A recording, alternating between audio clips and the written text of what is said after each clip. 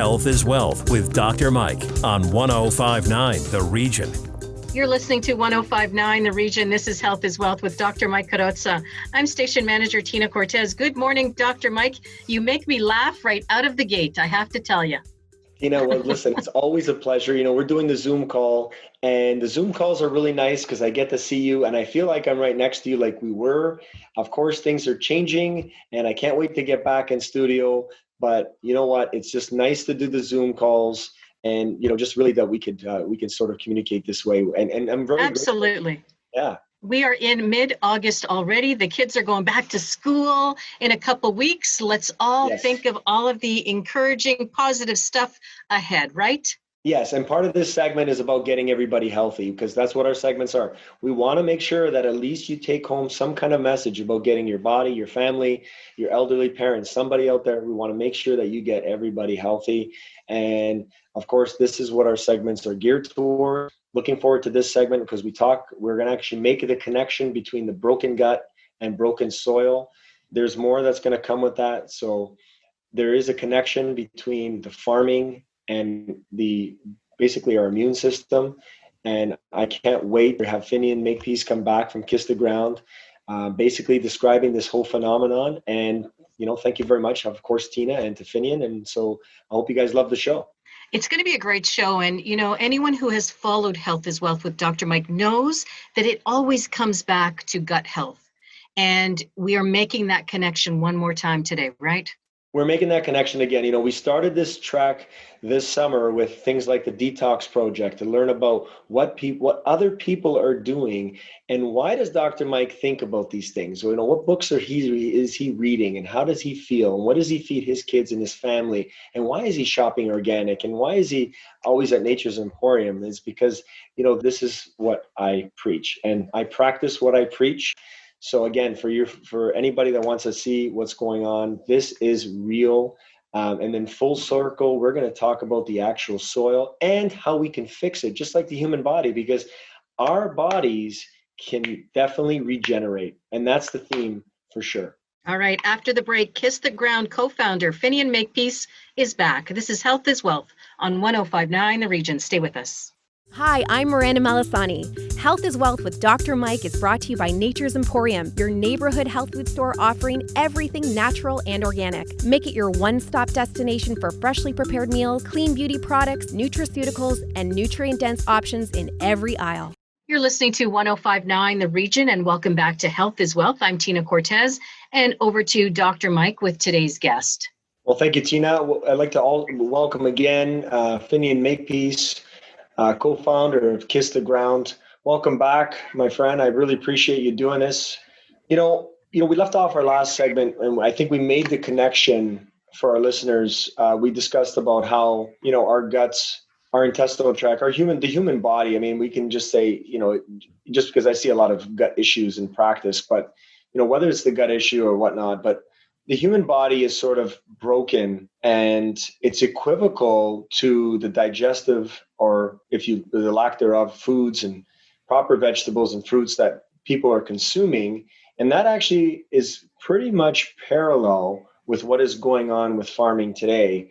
And we touched on, the regenerative farming and how this, this is a really, if you will, a common denominator. But and I think in our last segment, we also mentioned about tilling the land and how this part of regeneration. I want to touch on that a little bit because maybe our listeners don't know the effect of what the tilling is. And I want to just leave it to you because I know what it is because you've actually explained it to me quite amazingly and well. And I commonly use that in my practice and try to explain it to all my patients. But You got the mic. It's your turn. Cool. Thanks, Dr. Mike. So at Kiss the Ground, since we learned about this idea 7 years ago, which prompted the creation of Kiss the Ground, the organization, this big aha moment, really what we've been trying to help with in the world is to explain this in ways that people can relate to. Obviously, the more you learn, Dr. Mike and Tina, the more you learn this stuff, the easier it is to have words that only the lexicon changes. So you always have to remind yourself, how do I make this simple again? And it can be harder the more you learn, right? With any subject, you become a geek in your own right and you say things that people just goes over their head. So always trying to come back. It gets harder as you progress in your knowledge, of course. But that being said, I want to just start with some of the fundamentals. So when we talk about microbes and their importance, and we talk about broken, as Dr. Mike just talked about, we have to start looking at what is this origin source and why it's so phenomenal that we respect it, really, and pay close attention to it. And I personally believe this is a shifting moment that can quite literally change how you see the world and what you're seeing happening in the world, whether it's on farmland or in a city or in your own body, right? And so I don't have my slides in front of me, so I'm just going to use my hand. So we're just going to pretend my hand is the root zone, right? This is the roots of a plant. Okay, so now this is the tree, right? But this is the roots of the plant. So just for folks to grasp, my fingertips are the roots. Imagine that this plant is building itself from carbon from the atmosphere, CO2. It sucks in CO2 into its leaves through the stomata and uses the energy of the sun to break those carbon molecules off the CO2 to combine them with hydrogen and oxygen, which are taken from the water, H2O, that the plant sucks up from the ground. It combines the carbon with the hydrogen and oxygen to make carbohydrates, essentially, or glucose. And what that mixes with is water in the plant. And the plant now has liquid moving through it. People can relate to this. Remember when you were a kid and you got sap on your hands, or you broke a plant and liquid started coming out, or you even break a leaf and there's some liquid there? This is a liquid sugar substance that the plant uses to build its entire body with. The structure of its body is those carbon building blocks. Life is built from carbon, okay? Those carbon chains. What we didn't know until rather recently, past 20, 30 years, was how much of that liquid sugar the plant roots are pumping out of their roots. They're literally leaking out 30 to 40% of those liquid sugars out of their roots into the ground to feed microbes. So this is this quintessential important part. This is what we didn't know. This is why we know now that we can build back soil faster than we ever thought, because plants are pumping in 30 to 40% of their sugars. They feed them to the microbes that are right around the root zones called the rhizosphere. And there's all this life. This is teeming with life all around there. And they're consuming that sugar. And in the process, they're harvesting with their enzymes and other mechanisms. They are making minerals available for the plant. So this is called the Great Exchange. Plants are pumping in sugar. And in the process, these organisms, fungi, bacteria, etc., are making minerals and water more available for the plant. So you get increased uptake and you get this mineral soluble stuff that the plant can take in. Why this is so crucial is because this is the carbon pump that literally makes everything on Earth function. Everything on the land is powered initially by this photosynthetic carbon pump. Cool? Pumping liquid sugars in. So what that means is all those microbes, the fungi, bacteria, and all the nematodes and all the organisms in the soil food web, together, they're creating these gluey substances from their bodies, what they're exuding out of their bodies. They're creating this glue that glues the soil particles together. And what is so phenomenal about this, I mentioned in the last episode we were talking about, is this is what creates these sponge-like conditions. So I don't have a picture of it with me right now, but a great analogy, and Mike, this is perfect. Dr. Mike, this is perfect because you talked about the demonstrations I do. Anyone can be at your house right now. After this episode, you can go to your kitchen, get a bag of flour and 2 pieces of bread. And what you're going to see is the difference between dead, degraded soil, which is the flour, and aggregated, glued together soil. That is a perfect analogy of the difference between dead, degraded soil and healthy soil. So when you pour water onto the flour, the water just beads up and runs off and takes with it that flour and makes a big murky flour mess around the ring of the flour bunch. Then you pour it onto the bread, and that water just absorbs into that perfect sponge and actually starts to leak through the bottom perfectly clear. This is the analogy of soil that is healthy and aggregated and put together as nature intended it. So you can do that as a random person. You can do this for your friends. You can say, when we break the soil, it acts like the flour.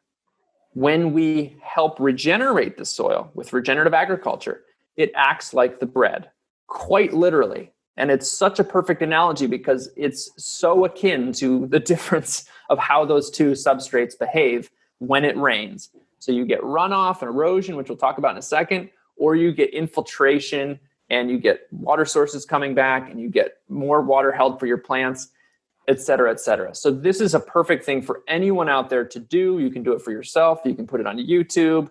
You can share it with your friends at dinner parties. But this is a great way for people to grasp. When we talk about healthy soil, it functions better. It works. The flour, which is the dead, degraded, tilled soil, doesn't work anymore. And that's really the thing you talked about with the broken is so crucial because we're talking about something that's not functioning right. So I'll let you ask the next question, but I have a feeling it's going around tilling and why that's so bad. But that's a great lead in, I feel like, to that. You got it. So, I mean, for our listeners as well, I mean, this idea of this sponge-like, this fluffy soil, if you will, I'm going to use the term fluffy because it is nice and fluffy. If you see the experiment done, it's fluffy and it's absorption. It's all about absorption.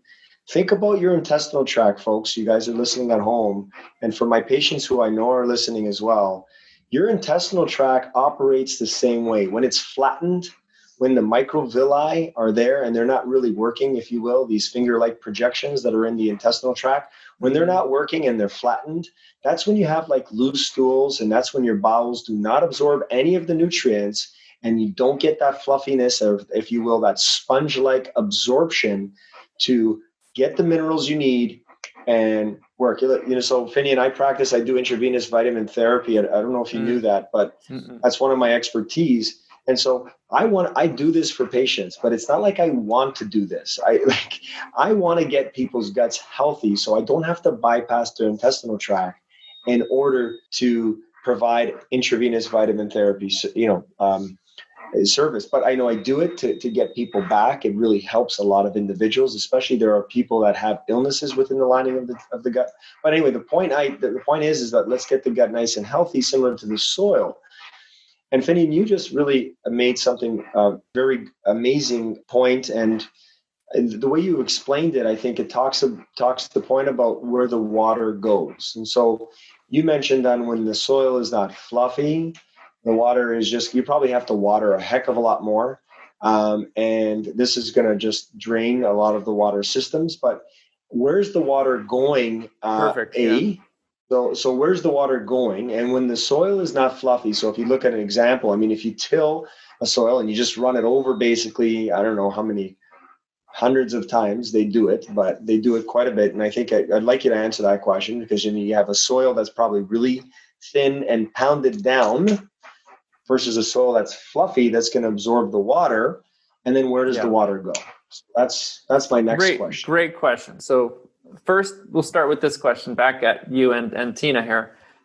What is soil made out of? Most people answer that question. Sand, silt, and clay. Someone in the audience will get that.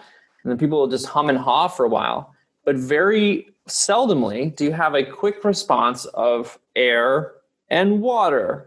Soil is made of more than just sand, silt, and clay and organic matter. That air and water space is exactly what Dr. Mike is talking about with the fluffy factor. This is our absorptive capacity. This is the difference. When you compact something, this is a great analogy for it.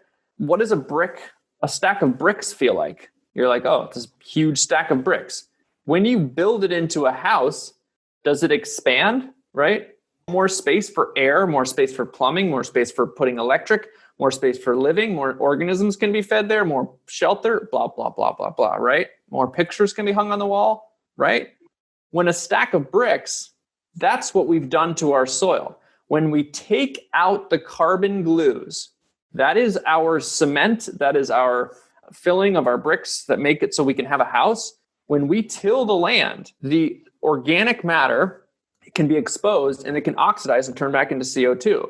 When we leave our soil bare, when we don't have plants pumping sugar carbon into the ground to feed the microbes, and we just have bare soil, we have organisms in the soil that are starving. What do?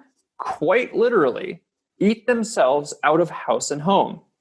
They start turning on the stored carbon. They start turning on the carbon that had been put into the ground and stored there, and more long-term stored there. So they start consuming that, and that turns back into CO2. So unless we have more carbon pumping in and being stored by the microbes, if no carbon is being pumped in by plants and it's just bare ground, those organisms are going to eat themselves out of house and home. You're going to get more compaction.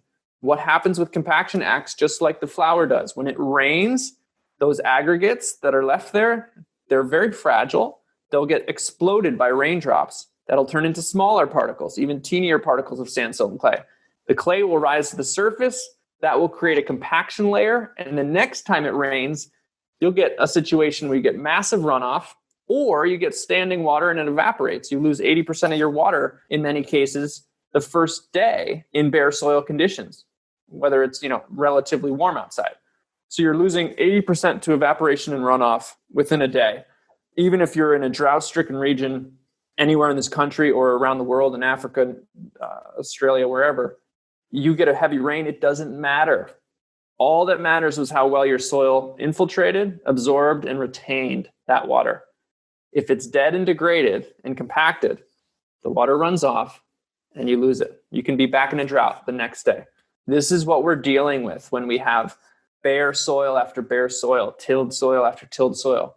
When we normalize farming and say, oh, that's just how farming is, tilling and leaving soil bare, we have to realize that is crippling the opportunity for soil to regenerate, rebuild. To regenerate soil, we have to have plants pumping in sugar and protecting that soil, period. If we don't start from there, we are going to desertify the entire globe, quite literally. Every year we lose an area the size of England to desertification, essentially. So I'll bet that broken soil has to be a part of the new film that comes out this fall. Yes, thank you for bringing that up. Kiss the Ground, the movie, is finally done, coming out in September for audiences everywhere. We're so excited about it.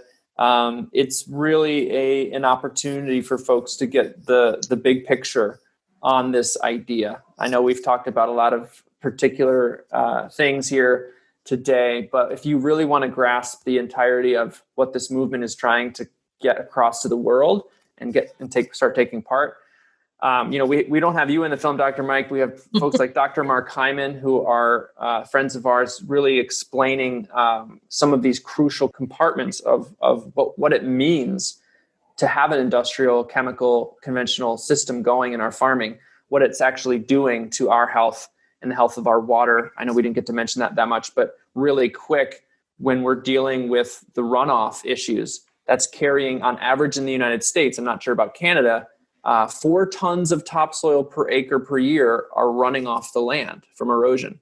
That's 4 pickup trucks full of soil per acre per year on our farmland. So what is on that soil? Well, if you look up how much glyphosate is sprayed, how many neonicotinoids, all these things, they're being carried into our waterways. So we're dealing with this phenomenon of dead zones, for example, with the phosphorus and nitrogen, how much we're putting on our land. It's running into the Gulf of Mexico and creating dead zones that are just astronomically huge. So we're having a system, again, this broken is such a key word. We've broken it. The good news is, and that's what Kiss the Ground, the movie explains very well, we can regenerate the earth. We can work with nature, and it's going to mean farmers actually do better. It's going to mean communities are more resilient. It's going to mean places that have been long forgotten as needing food aid for the rest of eternity are going to be able to be replenished. Springs are going to be able to come back. Rivers, fresh water sources, because the aquifers can recharge because you have infiltration. We're talking about an opportunity of fixing something that is broken, regenerating it so it works again. Last thing I want to leave everyone with is most 6-year-olds, you show them a picture of a lizard with its tail cut off. Most 6-year-olds will tell you what? The tail's going to regrow. You ask most adults what's going to happen with the desertification levels of 1/3 of our land on the earth desertified. They don't think it's even possible. Their future that they look at is Mad Max type scenarios where it's desertified and everything is in a war zone. We're dealing with a pivotal moment right now where we can act. as humanity to steward the earth back and help regenerate the earth. Literally, we can do it. We're the only species that can, because we've degraded it so much that there's no other species on earth that can think and put the people power to work to help make it happen. So look up things like the Laos Plateau Project, where an area the size of Denmark was regenerated in the course of 10 years. We can take on massive amounts of land. We can help our farmers. Consumers can start purchasing, especially their meat. If you're eating regular CAFO meat, switch to meat that is regenerative around your area for 100% grass-fed regenerative. It's building back soil. It's actually net negative in CO2 and greenhouse gas emissions versus regular CAFO beef, which can be extremely detrimental to greenhouse gas as well as the environment. So there is an opportunity that's unprecedented here. And we're really excited to be a part of the movement with Dr. Mike and so many others who are really trying to move humanity from the sustain and survive to the regenerate and thrive mode. Look, listen, I'm not offended that I'm not in the movie, but I'm so happy that it's coming out. Mark Hyman, follow him quite well. He's a wonderful man. I've actually traveled to see him at various places in the world, many talks. I can't wait for the movie. I want to leave on this point, Finian. You know, it's very interesting. The other day, I was with my two boys, and we were, you know, because one of the only sports you can do right now is golf. So we were just practicing their golf swings, and they were with their coach. And my son he took a swing. He's 9 years old, and he hit the soil, and he took a huge divot out. And he went to the coach and he said, "Oh, coach, I'm sorry." He's like, "Sorry? What are you sorry for?" "No, that's normal. Don't worry about that." He goes, "No, I don't want to hurt the earth." And he grabbed the soil, he put it back down. My point on this is that if everybody thinks like my 9-year-old and everybody really thinks like what you're talking about, I really think we can definitely change this around, and we can take this. And for our listeners out there, this is a big deal. This is a really big deal right now, and I want to showcase it as much as I can. Hence why we did, thank you for doing the 2 shows. But some points that I want everybody to take home is that you can regenerate the soil. You can regenerate your body. And things like eating organic foods, to say the least, is one step in the right direction, especially to healing yourself. And then also supporting these farmers that are doing this movement with the regeneration is probably the single most important thing you can do. And these are the local people, the local farmers that are already doing this, because it's actually going to save them a whole bunch of money. Yeah. And then the last point, which I think is extremely important, is our drinking water. For years, and I mean, over a decade that I've been in practice, people have been talking about spring water and how it's important. We know now that our spring waters are all contaminated for this purpose. And this has a lot to do with climate change, and this has a lot to do with what's going on right now with the earth and the planet. And so in order to correct these water stores, like Finian was mentioning, in order to do this farming needs to take place. And it will. It just takes some time. But that leaves our water sources not clean. And so we've talked about it on several shows, especially Tina can remember these shows, that we talked about cleanliness and proper water sources and what kind of water is good and sustainable water sources. Does it mean that you should drink plastic water bottles, or you should get a nice filtration system in your home that really will clean this stuff out? And we talked about that. So I wanted to leave out on that note. Finian, thank you very much for coming on the show again. True pleasure. It's a pleasure. Thanks for having me. I appreciate it.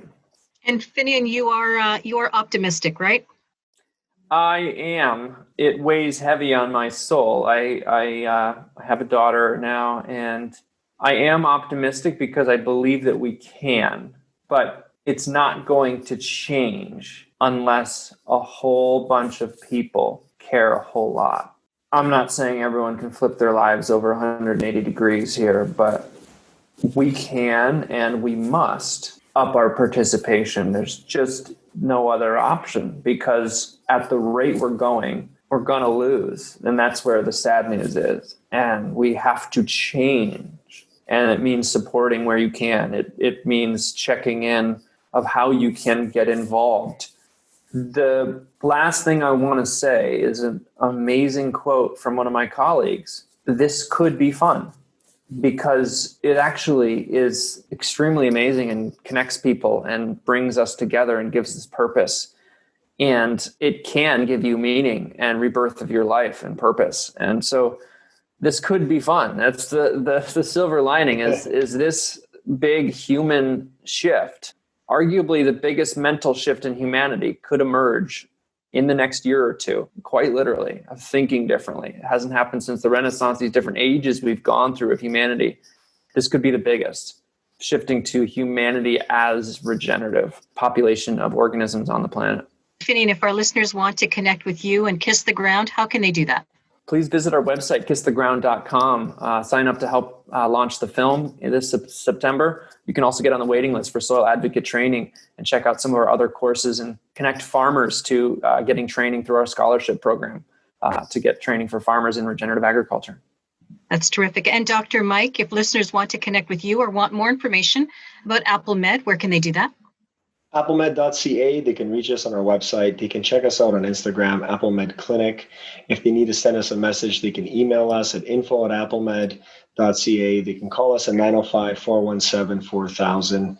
Thank you very much, Finian, for coming again on the show. It was amazing. And to our listeners, thank you very much for listening to this segment. And that's our show for this week. Previous episodes of Health is Wealth on 1059theregion.com. Thanks for listening. Looking for a one-stop shop to eat well and live better? Nature's Emporium has it all. 100% certified organic produce and fresh meals made daily. Visit Giuseppe's Juice Bar and Bistro and shop every aisle for nutrient-dense, allergy-friendly groceries to eco-conscious options. We offer clean cosmetics, and we have York Region's biggest selection of nutraceuticals. Most importantly, we have a team of health professionals in all 4 locations to help you on the road to good health. For more information, visit naturesemporium.com.